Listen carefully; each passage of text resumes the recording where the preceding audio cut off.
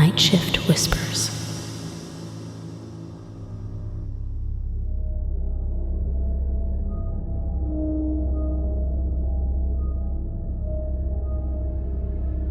When I was a child, I was the closest grandchild to my grandfather. We shared a common interest in traditional arts. Every weekend, my grandfather would pick me up and take me to spend the weekend in the small town where he lived. Traditional opera performances were usually held on Sundays at the town hall. We went to these shows, just the two of us. I, filled with curiosity, never tired of asking questions, and he was happy to explain more than I wanted to know. Unfortunately, my grandfather passed away when I was not yet 8 years old.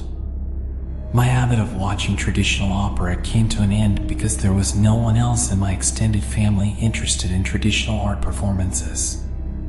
Whenever I saw traditional opera on TV, I would feel a deep sense of longing for my grandfather and the beautiful days we had spent together. 2 years later, during this summer vacation, when I was around 10 years old, my parents sent me to spend my holidays at my grandmother's house because they had business in a distant city.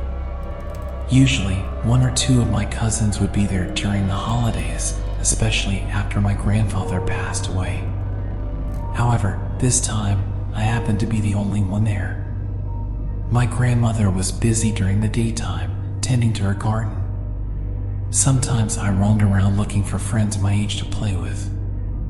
Other times, I would spend my afternoons in the backyard, reading books on a wooden bench, relaxing on a swing, or napping on a picnic mat I had laid under the plumeria tree in the corner of the yard. The backyard of my grandmother's house was always a pleasant place to relax during the summer, as it was not far from the forest. One day, while my grandmother was out buying ingredients for lunch, I heard the sounds of traditional music coming from the forest behind the house. At first, I just listened while lazily swaying on the swing. Gradually, many questions started to form in my mind. Where was this music coming from? The music became clearer and more pronounced, reminding me of the opera performances I used to watch with my grandfather. For some reason, I felt a compelling force leading me into the forest to follow the source of the music. I wasn't even focused on finding the right path or how long it would take me to get there. What I do remember clearly is that I eventually arrived in a beautiful small town. Its entrance gate was made of carved black stone, shaped like a split pyramid. There were no cars or other motor vehicles, only horse-drawn carriages. The streets in the center of the town were paved with gray stones. Houses, also made of a similar gray stone, lined the streets neatly. Each yard was filled with green grass and colorful flowers. In the middle of the town stood a beautiful castle, resembling the castles from fairy tales I had read in books or seen in fantasy films. It seemed like I heard people passing by referring to it as a palace. Right across from the castle, separated by a garden full of flowers, was a building resembling a theater, but it had only a roof and no walls on all four sides. It was from this place that the traditional music was emanating. As I suspected, the music was coming from a performance. I was overjoyed and quickly blended in with the large crowd surrounding the show. Dozens of minutes passed, and I was captivated by the opera. Then, the story reached its climax, a battle. The rhythm of the music changed from slow and gentle to fast, intense, and emotional. It was magical, and I couldn't put it into words. The atmosphere around me started to change. The audience began shouting and immersing themselves in the storyline. Some even jumped and waved their hands.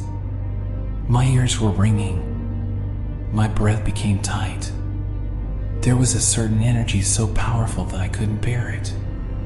With unsteady steps, I walked away from the town center, retracing my steps. Children were running happily along the streets I had crossed, but none of them paid attention to my struggling condition, almost collapsing. As I reached the town gate, my condition had slightly improved. The deafening noise became quieter and quieter, and just as I stepped outside the gate, the sound stopped. Completely. It fell silent. Only the chirping of forest insects could be heard. Why did it change so drastically all of a sudden? Feeling puzzled, I turned back to see what had really happened in that town. But the next moment, I was shocked.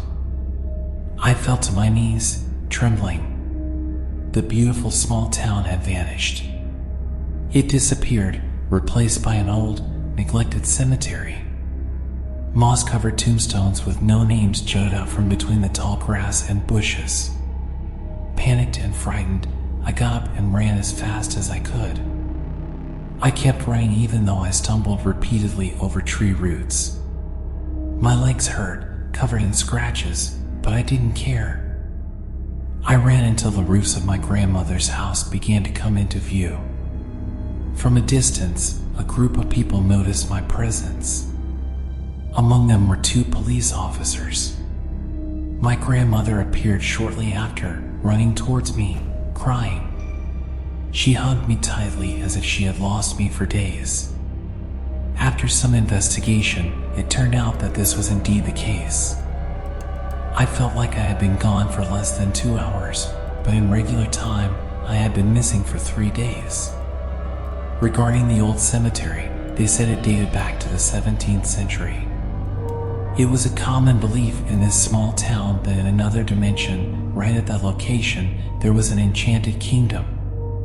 Some people from my grandmother's generation would occasionally get lost there, just like I did. But it had been a long time since it happened, and this was the first time it occurred again. I'm an adult now. It's been 13 years since that incident happened. However, every detail of my experience in that mysterious town remains vividly etched in my memory. My grandmother passed away 2 years ago, and my uncle now takes care of her house. Occasionally, my cousins and I still visit there to spend weekends. But I have never heard of anyone else having the privilege to visit that mystical town after me.